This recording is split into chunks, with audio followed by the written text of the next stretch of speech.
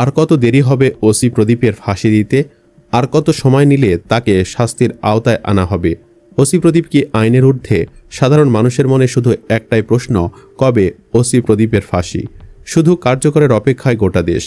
এক সময়ের দাপুটে পুলিশ কর্মকর্তা, টেকনাফের তৎকালীন ওসি প্রদীপ কুমার দাস এবং বাহারছড়া তদন্ত কেন্দ্রের ইনচার্জ লিয়াকত আলী, যাদের বিরুদ্ধে উঠেছিল চাঞ্চল্যকর অভিযোগ, এখন দাঁড়িয়ে মৃত্যুদণ্ডের রায়ের মুখোমুখি। 2020 সালের 31 জুলাই রাতে অবসরপ্রাপ্ত মেজর সিনা মোহাম্মদ রাশেদ খানকে কক্সবাজারের টেকনাফে গুলি করে হত্যা করা হয়। তৎকালীন সরকারের মুখোমুখি দাঁড়ানো এই ঘটনায় দেশজুড়ে আলোড়ন সৃষ্টি হয়। জনমনে একটাই প্রশ্ন, এই কি সেই পুলিশ যাদের হাতে সাধারণ মানুষ নিরাপদ থাকার কথা? ঘটনার পর প্রকাশ্যে আসে একের পর এক ভয়ঙ্কর সত্য। মেজর সিনহার পরিবার, স্বজন এবং দেশের মানুষ ন্যায় বিচারের আশায় অপেক্ষা করে।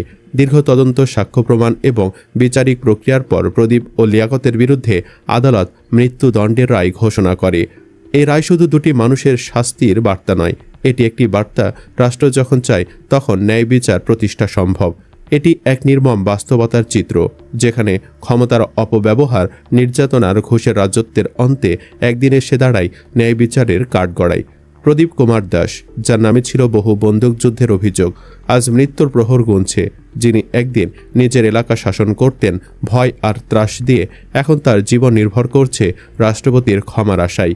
অন্যদিকে নিহত মেজর সিনার পরিবার হয়তো আজ কিছুটা স্বস্তি পাচ্ছে, ন্যায় বিচার বিলম্বিত হলেও অস্বীকৃত হয়নি। তবে কোনো রায় কি ফিরিয়ে দিতে পারে এক মায়ের হারানো সন্তানকে? প্রদীপ লিয়াকতের ফাঁসি বাংলাদেশের বিচার ব্যবস্থার জন্য এক গুরুত্বপূর্ণ দৃষ্টান্ত। এটি প্রমাণ করে, অপরাধী যেই হোক, তার পরিচয় যত শক্তিশালী হোক না কেন, একদিন তার বিচার হবেই। প্রিয় ভিউয়ার্স, ওসি প্রদীপ তার সারা জীবনের অপরাধের শাস্তি পাচ্ছে শুধুমাত্র মেজর সিনহাকে হত্যা করে। তার পাপ বালিক হয়েছে সিনহার হত্যার মাধ্যমে। আল্লাহ ছাড় দেয় কিন্তু ছেড়ে দেয় না। ওসি প্রদীপও ছাড় পাবে না। তাকে প্রকাশ্যে ফাঁসির স্লোগান উঠছে।